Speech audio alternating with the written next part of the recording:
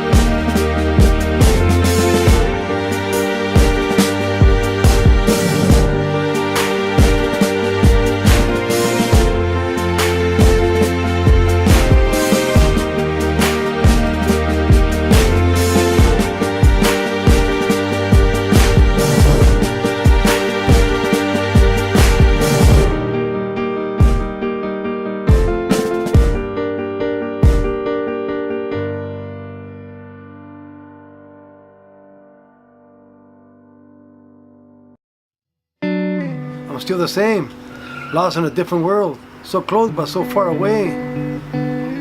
Maybe if I close my eyes, it will all disappear. No, still here, great big wall. Please, somebody help, anybody, help me. Every year, the United States government deports its own veterans. Many of them were brought to the United States as children and were lawful permanent residents. Like so many veterans, after serving in the military, they struggled to readjust to civilian life and committed offenses like drug possession. Although they served their time, they face an additional punishment and effectively a life sentence in deportation. Separated from their families and unable to access their VA benefits, thousands of veterans await their chance to return home. My name is Felix Peralta Jr. and I was in the Army. Well, I was only there like 6 months, and there's a story behind that. And by the way, I ended up getting out a general discharge after doing 6 months in the Army. What prompted you to join the military in the first place? Well, since I was a little kid, my dad used to buy me Army toys. Started with little Army toys, tanks, and then it got to pajamas, and it got to like military helmets. And then when he got my military BB gun, that was the shit right there. That was like, So when I'm going through high school stuff, and I'm ready to graduate and stuff, and I seen a Army and Marine recruiter, and I said, oh, I'm going. I seen his uniform. He was sharp, he was standing straight. But I said maybe I go to the Marine one. So I saw they show videos of basic training. I said I ain't going to the Marines. You know what I mean? I said I go to the Army because it looked real tough in the Army. But when I got to the Army, it was tough too. Almost, It was like a challenge for my life. My name is Oscar Leiva, United States Army, from 1972 to 1975. I'm a Vietnam era veteran. Honorary discharge. So what prompted you to join the military? I was in the last draft lottery in 1972. Yeah. So instead of getting drafted, I volunteered. Hi, my name is Robert Vivar. I'm a deported Blue Star father, a father of an active duty U.S. military service person who is, of course, serving our country, the United States, at the present moment. My name is Jose Cardenas. I was dropped in the Army, 82nd Airborne, 70 to 72. What was your experience like serving in the military? I liked it. I wanted to go because when I was in high school, I joined the ROTC. So when I was ready to get out, I was going to go in the military. but they called me before that. My name is Miguel Perez. I grew up in Chicago. I'm a United States Army combat veteran. I served from April 2001 till August 2004. I did 2 tours in Afghanistan in the summer of 2002 and the summer of 2003. What was your experience like in the military? I mean, what prompted you to join? Well, my grandfather is a natural born citizen. He was born in Colorado, and from his side of the family, there's a lot of military members, ex-military members. They served in from World War II, Korea, Vietnam, and I always, when we used to go to California when I was little, like to Disneyland, and we would spend time with some of the veterans, and they would talk about their stories. I was always fascinated, you know, and then it was always in me to do that. And I also felt like a duty, like everybody should at least join or train for whatever the future might have, you know. And plus, you always have that, like, this is my family or this is mine. So it's like, with all the craziness that goes on in the world, you figure, well, at least there's no war. I'll join the military. At least have the training for if something does occur, I can defend my family, my community, my country. That's really what got me to join, really. My name is Hector Lopez. I'm a honorably discharged veteran of the United States Armed Forces. I did 6 years in the Army Reserves in Fresno, California. I joined the military because all my friends were joining the military when we got out of high school, and I felt it was my civic duty to serve my country that I was living in. My name is Ruben Robles.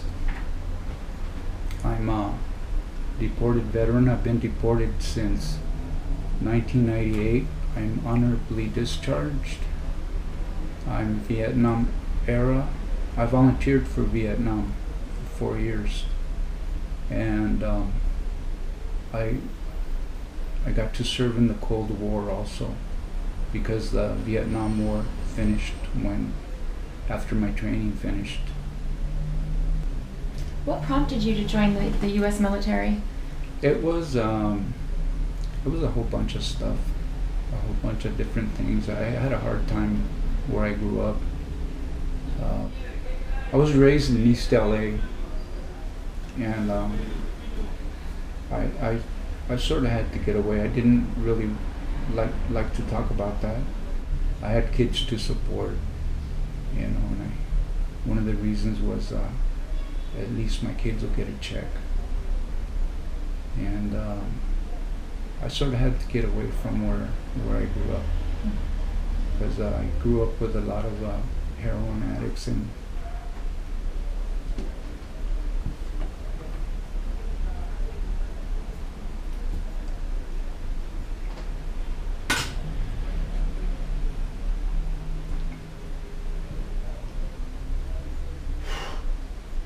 Or how old were you when you started living in the United States?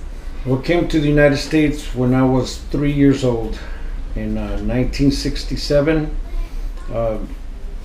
So when I came to the United States, the Vietnam War was still kind of going on and about to finish.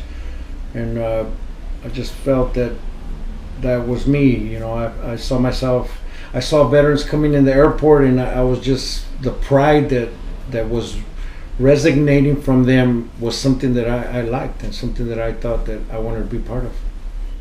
I was born in 1954, and I entered the United States legally in 1959. So I was 4 years old. So you went to high school in the United States? Yes. Yeah. How long had you been in the United States? When did you come? They brought me when I was 7. When you were 7. So I went through school at the So you lived, United States. basically most of your upbringing was in the Right. U.S. Yeah. How old were you when you started living in Chicago? I was about 7, Yeah. 6, 7, 8, about 8. Yeah. About 8, yes. Yeah. Oh, I grew up in East LA, right there, Weir and Eastern, And, right in the neighborhood. and then when did you come into the U.S.? I was like 5 years old. Mm. I was born in Culiacan, Sinaloa. Okay. Sorry, my language. Boot camp fucked me up. I became mean. I became like, I became mean. And I've been studying about PTS, and I got trained by 2 PTS drill instructors. I mean, and these guys were off. One was Sergeant Sizemore, he passed away because I seen it on the internet, and then was Sergeant Johnson, another Sergeant Johnson. So here I am getting trained by Vietnam veterans that got PTS, and I don't know back in the 80s if they really knew what PTS was. And when I came out, I used to get in fights, and my mom goes, "What happened? You were a little boy. You were a little good boy." You know, I used to wrestle Greco-Roman and freestyle in high school. I was in track, play sports, play baseball. And my mom goes, "Military just changed your life. I mean, you were there a little while. Look what happened to you." So I'm pretty sure that it made me like mean or something like. And about 3 years ago, 3.5 years ago, my 16-year-old daughter committed suicide. She committed suicide, and I started using. And 2 months. 2 months ago, I just got a rehab where they have psychologists, and they had counselors, and I had to go through that. You know, I would tell them like when you're like, especially boot. I think I got to do everything with boot camp. That time in boot camp is you lose who are you, and you become somebody, and you become a fighting, killing machine, and you get programmed different. And then when you get out, you kicked out, you finish, whatever happened once you get out, it all happens in boot camp. And then when you get out, and I guess it's worse for combat vets, when you get out, you're already programmed. You're programmed how to fight, how to do stuff, and you become a survivor. And that's what got me in trouble, you know what I mean? Well, I was deported because of drug convictions. I went to prison in 2007 to 2012. That's when I got deported. Right after. Right after. Did you thought you were going to be able to go back home, right? Yes, the ICE went to interview me when I was in prison, and they told me I was going to go back to San Jose. Mm-hmm. And one day before I was supposed to get released, they sent me a detainer. So they deported me. With no warning. Well, they only gave me one day warning. 1 day warning. How did being deported affect your family, you and your family? Well, it's affected me. I haven't seen my family since 2007. I have grandchildren that I've never seen. It's affected a lot. Mm-hmm. My family haven't seen me since 2006. How did you find out you were even going to be deported? Well, after I came back from training to go to combat, which my unit was activated to go to combat, we were getting ready to go to combat, but by the grace of God, the country, Grenada, surrendered, and we ended up came back home. And when I came back home, it was bittersweet because yes, I didn't see combat. Yes, I came back home alive, and that was awesome. But at the same time, I started noticing things were wrong, and I asked for help, and because I needed help, you know, and the only help that they give you at that time is not the help that the majority of us need, or the majority of us would progress or move forward from that point, because you know their only treatment for PTSD back then and even still today is drugs, medication, pills, antipsychotic medication, Zoloft, Xanax, all those, you know.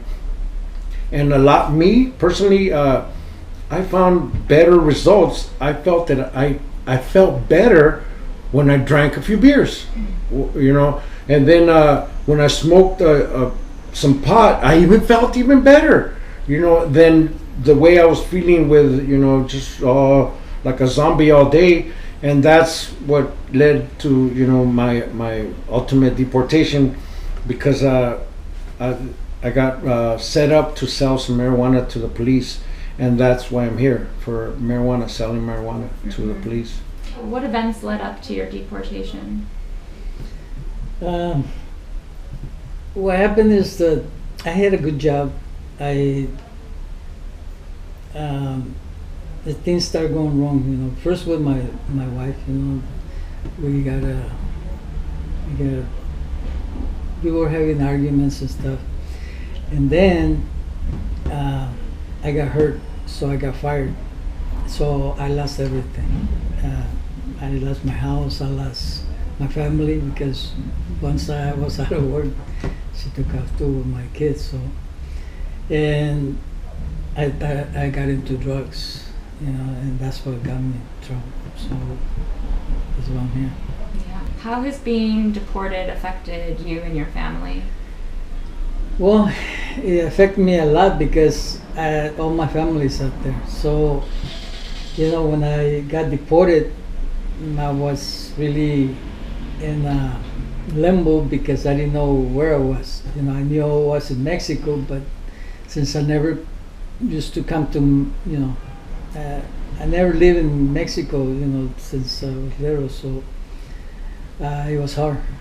When I got to Tijuana, see, I got deported in Texas, and I was scared because at that time they were the cartels were picking people up, you know, and so I remember the cops coming and ask us where we're going, you know. So I was telling it, I said, well, I gotta go to Tijuana, you know, and so they kind of helped us, you know. But they were kind of like taking care of us because they didn't want the cartels to pull us out. You know?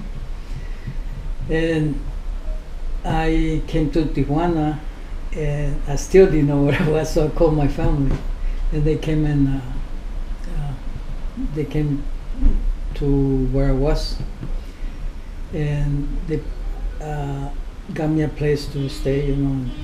But it's hard, you know, because I got grandkids, great grandkids now that I haven't, you know, I don't know them, you know. So I've been here since 2009, so it's been a while. Yeah. How many children do you have that are U.S. citizens? All of them. All of them. How many children? Yeah.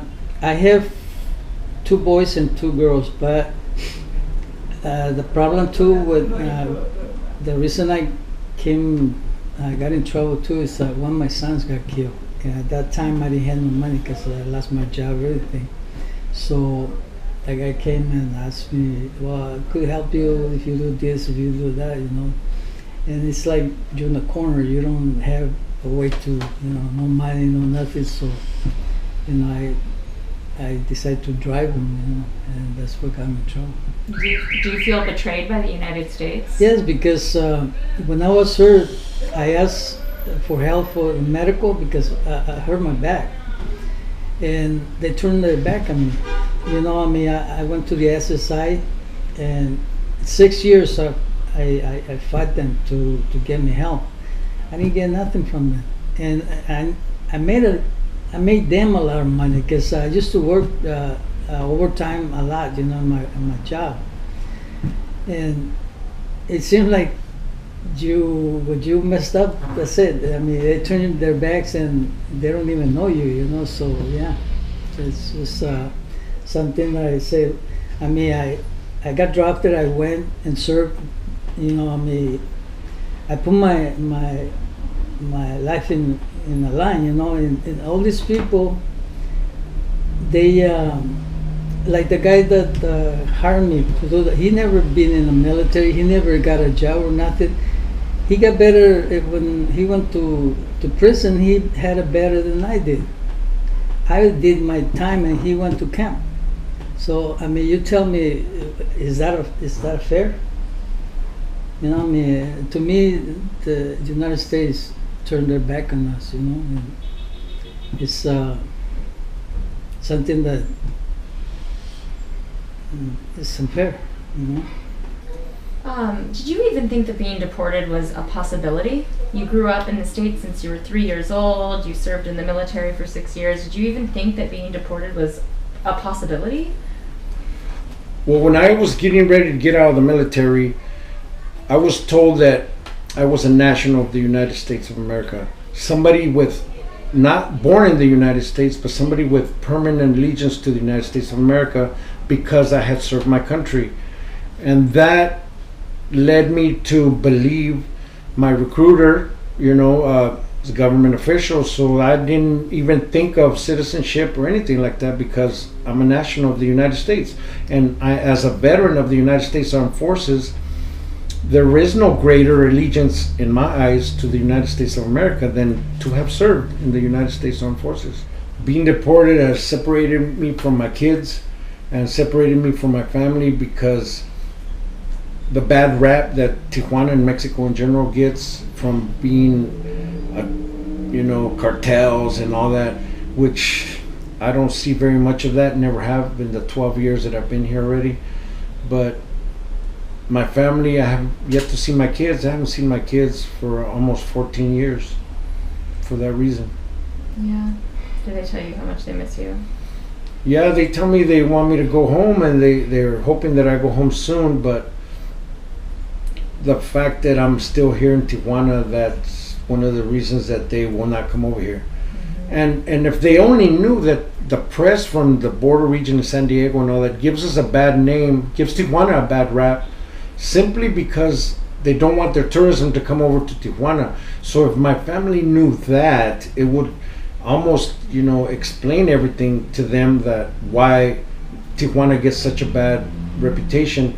But Tijuana is a really nice, it's a really nice place, depending on where you go. So how has being deported affected you and your family? It's devastating. It's devastating because first, going to prison is one thing, but then the waiting for me to come back home, got the help that I needed in prison, seeing a psychiatrist, got the right medication for PTSD, waiting just to come home and return, and also prove to society that the government actually, that correctional facilities do work if you put the effort into it. Because I took advantage of every single program and I bettered myself. So I was like, this was the best thing that could have happened to me, because I got clean, I got sober, and I got back to the person that I started out to be. And I got the medication. That's why I was no longer self-medicating, but I got the right medication with a psychiatrist, psychologist, so everything. So I'm here to be like, look, this is, I made it through the correctional system and took advantage of all this, and I made it. This is great. We can show the people that there are cases that do work. But no, instead, they're like, we gotta ship you out. You're deported. So it's just devastating. Not only that, my kids waiting for me to come home, my parents. So in reality, I haven't, like my mother said, I haven't come home from Afghanistan. I came back from Afghanistan and then just was pretty much lost for a few years. Drinking, drugs, just out, then prison, then detention center, and then Mexico. When you had been deported, did you even know where you were going?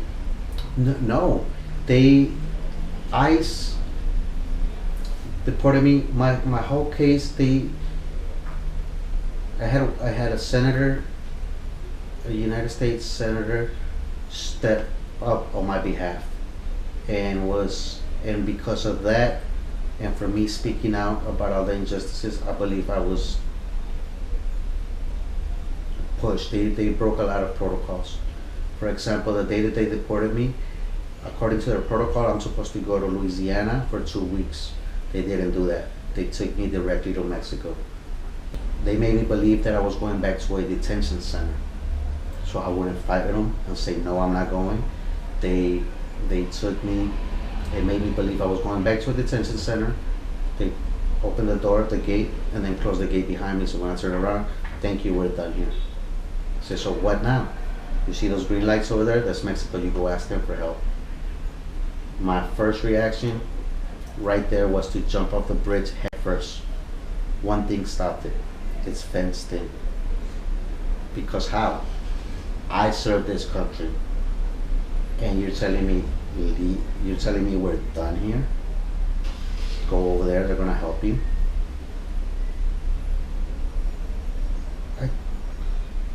You felt betrayed. Yes, just kill me.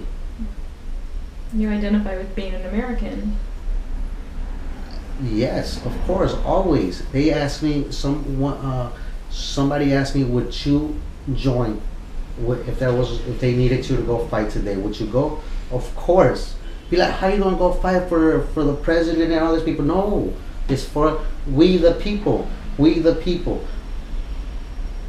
My daughter, my son, my first grade teacher, my pastor, my neighbor, the Grand Canyon, the Statue of Liberty, Disneyland, Disney World, you name it, is the land, is the people.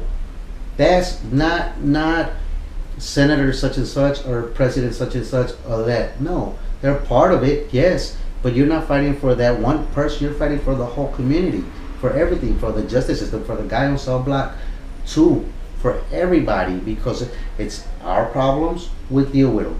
You know, like, oh, what up? I'm not gonna go defend this country. This country's. I'm not. I'm defending the people, everybody. That's what I would. And there's nothing to think about. You know, there isn't. So you said when you were deported, you were dropped off at 2:30 in the morning in a tank top and some shorts. And did you know where you were?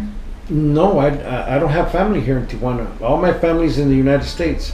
So luckily I had $300, so I was able to go to a hotel for a couple of days until my family found out that I was finally deported. Because when you go to prison or jail, you have a release date. Generally and typically you get released on that day, barring some unforeseen circumstances, like you have a arrest warrant in another county or something. But you usually get released on your release date. While in immigration detention, there's no such thing as a release date. So they didn't know where I was at, and when we were in immigration detention, me and a Marine with the highest security clearance in the United States military, because he was a pilot for the Marine Corps, we started fighting this from the immigration detention center. We were able to contact Senator Barbara Boxer at the time, and we made contact. We were corresponding, and when they found that out, they didn't really like it, so they put us in administrative segregation, where we were out of touch with everybody, from everybody, separated. And then when we were told we were being deported because there's nothing that can help us, and when we refused to sign, the Marine and I were put in the plane, the immigration plane, and we were just taken here, taken there. So we were all over the United States because we didn't want to sign. And finally, when we decided we have had enough, because I was shackled in a paper suit that was a size large. I'm a big guy, you know what I mean? That's all I had was that paper suit. You know, they were trying to humiliate you. It was going up my butt, right, you know, and I couldn't even go to the bathroom because the zipper was up here, and you know, and to try to go to the bathroom, it was really hard. And they were like punishing us for several weeks until I just decided I had enough, and I signed, and then that's when I ultimately got deported. When I got out, I worked for a large utility company for a while, but I ran into, because I was a veteran, I don't know how to say it, but I got picked on a lot because I was a veteran by some of the crew members that I worked with. There was kind of like a jealousy for veterans, or you know, someone would joke around and say "baby killer" or stuff like that. Later on, I got in trouble. I got attacked by an employee, and I had a hard time. I wouldn't go to work. I was afraid, and after about a year, the company somehow figured out a way to get me disqualified from disability. So I've had nothing but bad luck for a long time. So I ended up robbing a bank because I was gonna lose everything. I turned myself in. I got kind of caught on a third attempt. So I ended up in a detention center for 10 long months. My trial lasted 10 long months. Sometimes I don't like to think about it.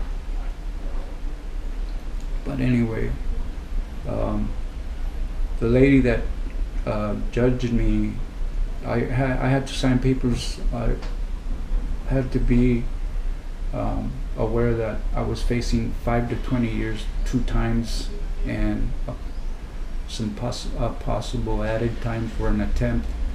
But the lady, I don't know how she did it. I only got charged for 1 bank robbery, and I got 32 months, and I had already served 10. So I ended up doing almost 3 years in prison, and I'm really grateful to that lady. And after I served my time in Colorado, I got deported. How was that when you arrived here from?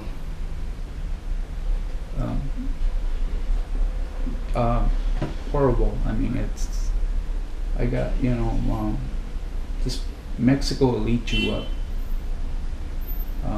People they didn't want us here. You could tell they don't want you here. And I couldn't really tell people that I was military deported. And right away, what did you do? Why did they kick you out? You must have done something horrible, or So I've worked all kinds of different jobs, but the mentality here is well, since this is like a border town, you have to more or less pay to work somewhere. I can't work. I have a traumatic brain injury, and I have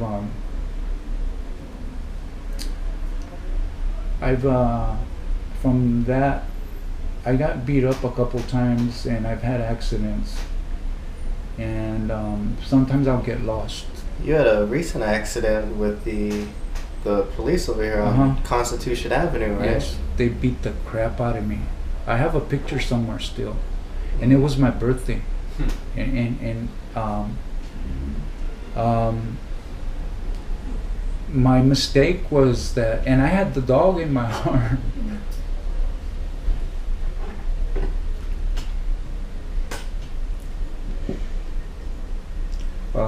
It was, I shouldn't have been alone, but it was my birthday. I wanted to drink a beer.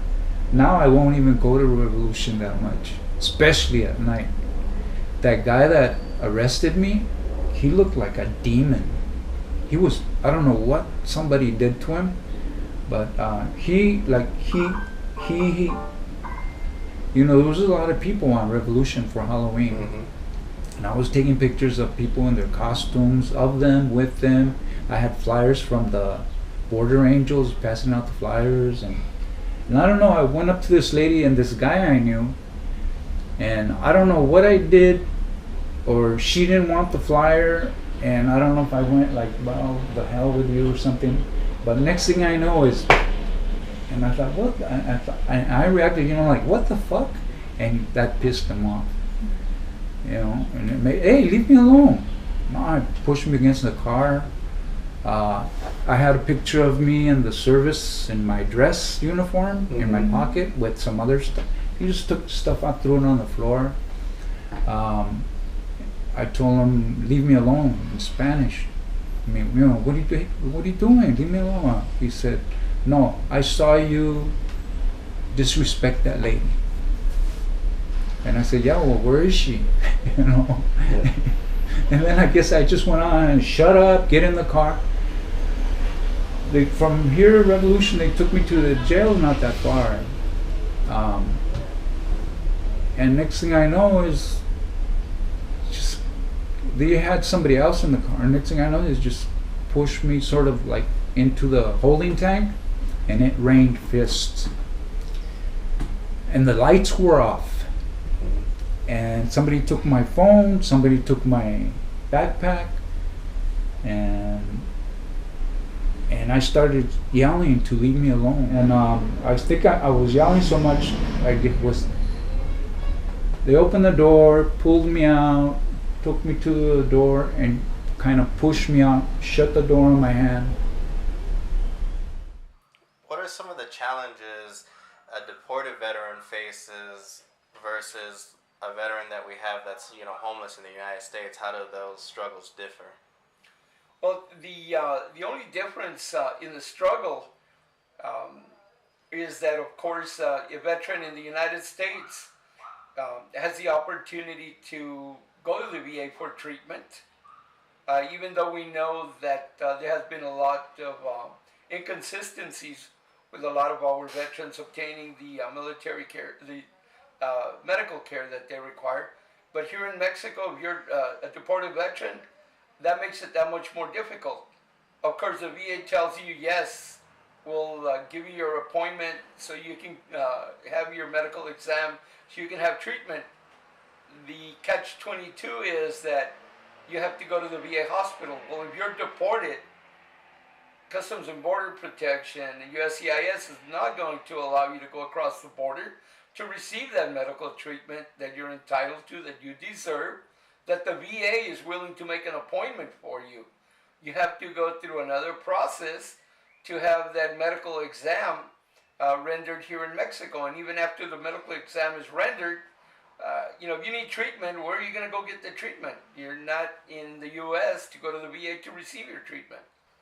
Now, how do they pay to even start that process? Where do they get the money for all of that? Is that all out of pocket? Where they get the money, if they can afford to have treatment here in Mexico, it's got to be out of pocket. Unless you're employed, then of course you're part of the Social Security program here in Mexico, which as far as medical attention, even though there's some incredibly great doctors here in Mexico, but the actual assistance that you're going to receive at the hospital is very inferior compared to what's available at the VA. And you have there's no way you can get access to any mental health care or rehab or anything? No. And you get none of your VA benefits? None. Did you feel like you had any mental health issues after you got out of the military?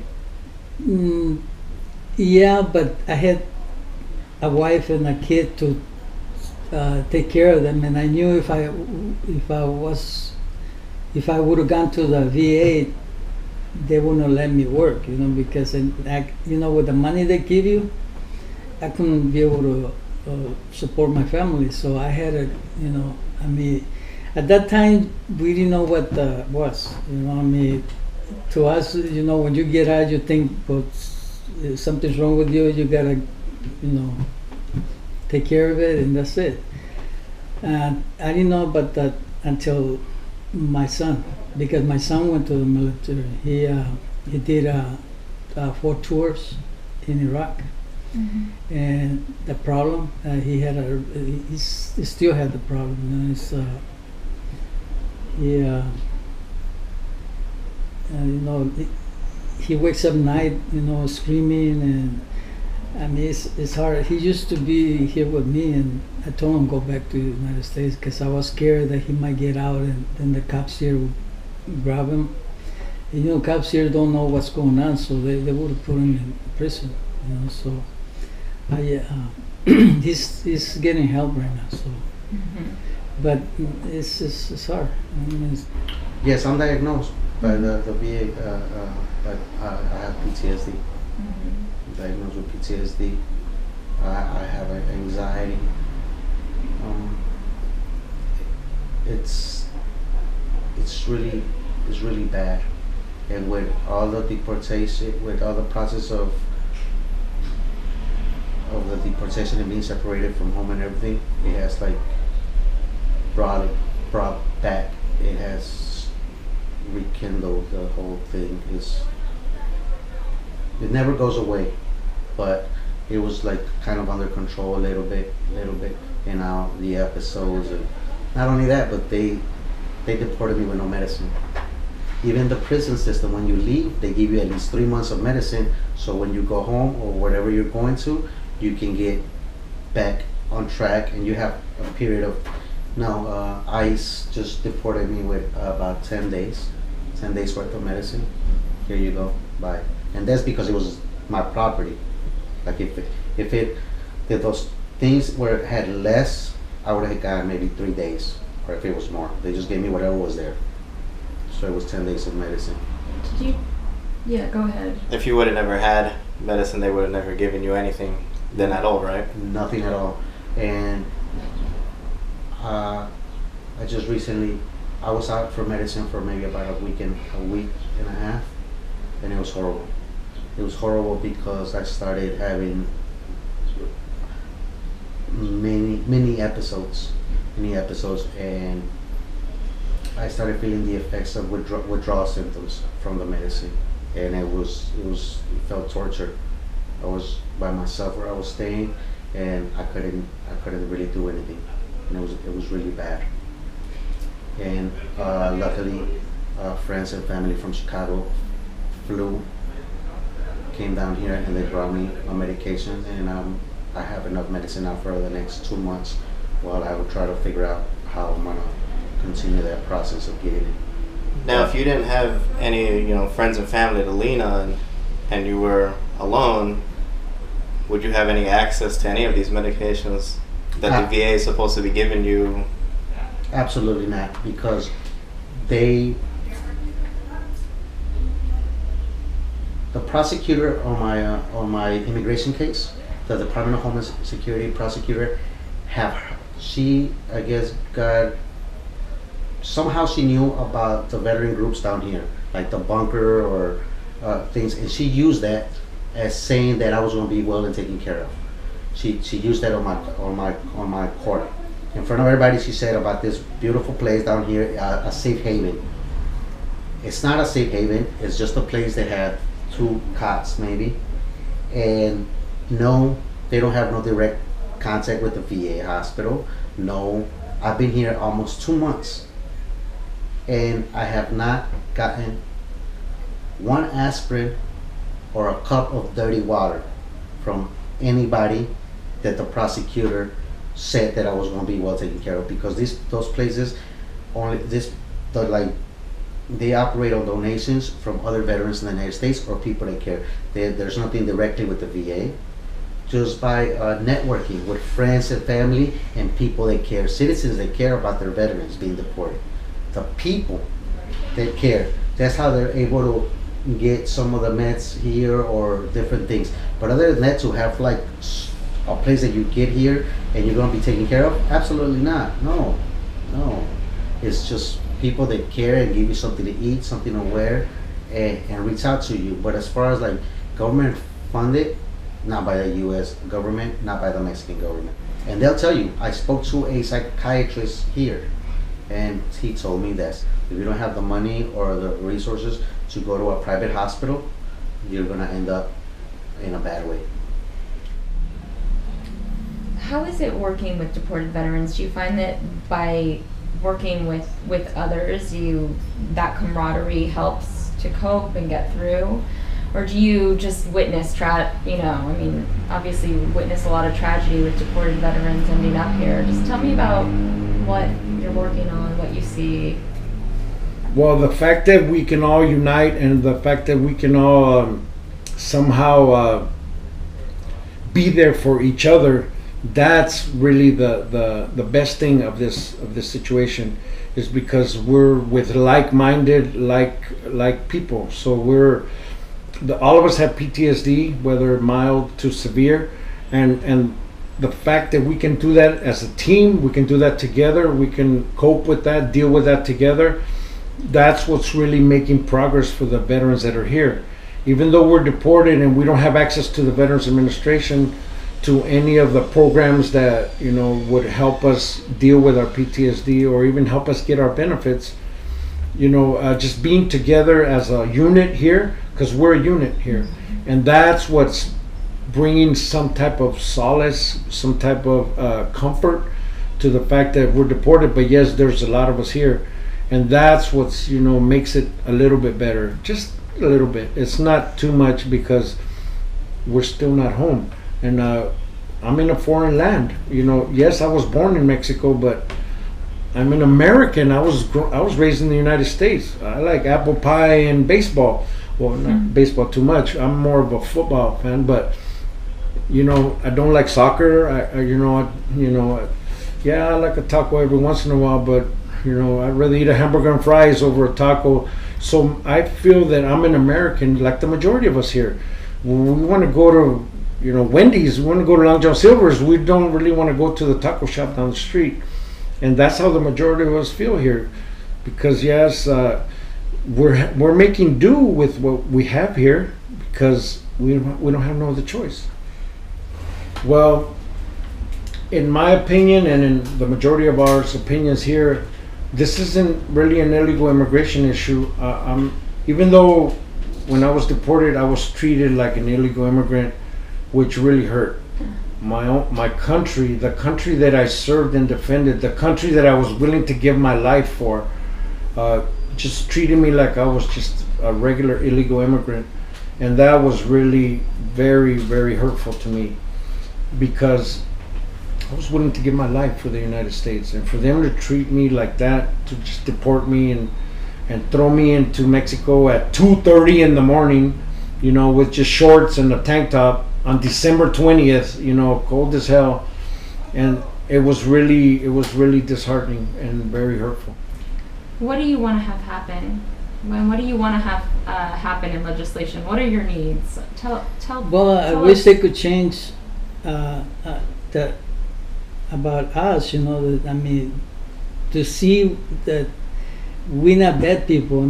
Sometimes that we do things, but not because we want to. It's because sometimes you're in a corner, you don't have a way to do things, and you don't got no choice. The government, they turn their back on you. So, and I wish they see what the problem is, because good people turn bad because of that, because they don't give a person a chance. They look at you, you're a bad guy, and get out of here. That's not how it's supposed to work. If you got a problem, they're supposed to help you with it. And we didn't get that. And I wish I could change that. Not just for me, but for everybody that is out there. Look at all the people that live in the streets, the veterans. They went to serve, and they have nothing for them. How can you deport veterans? How can you turn your head and ignore the fact that you have people that sacrifice just because we're not missing a leg or an eye? We're still missing maybe half of our sanity due to the war of defending the country. And you sit there and nay and yay and go home. Thanks to many of us. The least thing that you can do is just, take a second look and see what you can do to help some of us. And if you help one, why not help all of them? All of us. It doesn't make sense. That's number one. Immigration reform is a must, because the immigration law does not need an amendment, does not need a quick fix or a band-aid. It needs to be from the ground up, because I've seen on 18 months of detention and me volunteering to help fill out paperwork, I have seen illegal aliens with multiple re-entries with a rape conviction get to stay in the United States. I have seen violent criminals, guns, weapons, knives, any type of weapons, beat the system and get stayed in the United States. But you have a 45-year-old hardworking man that's got a DUI conviction in his background, deported, be torn away from his kids. So I don't understand. You have veterans with, I have a non-violent crime, and here I am. They don't deport veterans, you know, like what? They don't. Of course they don't. That's what I thought. Yeah. And now I come down here and I see many combat veterans that went and put themselves in the front line and were willing to die for their community, for their country, for the same people that authorize the deportations, same people that signed. Some of us were out there defending that person, one way or another. And if that's not, it has nothing to do with Republicans or Democrats. It has nothing to do with the criminal justice system. It doesn't. It's really what can be greater oath of citizenship than signing up and going to war for the country? You're not a mercenary. Mercenary you get paid to go fight somebody else's war. So if they would have came to Mexico and say, hey, do you guys want to get paid and go fight our war? Then you're a mercenary. Then you stay in the United States and you get kicked out. Well, fine, you were a mercenary. But no, you're a resident of the United States. You live there. You have kids. You have roots. You have fruit already. Not only your fruit already, and then they say, well, unfortunately you committed this crime, we have to get rid of you. But I thought I just did 7.5 years for this crime. Well, yes, you did pay, but however, we're still gonna kick you out. You don't suspend somebody's license for life for running a red light. Yeah, but he could have killed 5 people. Yeah, you still didn't. Well, those drugs could have killed people. But they did it, and you sentenced me to this. I don't know. It just doesn't make sense. Several years back, Sergeant Andrew Tamarusi crossed the border, and with everything that happened with him after he was shot, and the American Congress and the House and the Senate end up signing letters to get Mr. Andrew Tamarusi released back into the United States because there is no PTSD treatment here in Mexico. We want the same thing. I am just as American as Andrew Tamarusi is. I serve my country. I'm a veteran of the United States Armed Forces just like he was. My PTSD is not as severe as his, but we have guys that with several tours in Afghanistan, several tours in Iraq, that have the same symptoms as Andrew Tamarusi. And we would like to see them go back as well. Because if Andrew Tamarusi, if you can sign for Andrew Tamarusi, you can sign for us.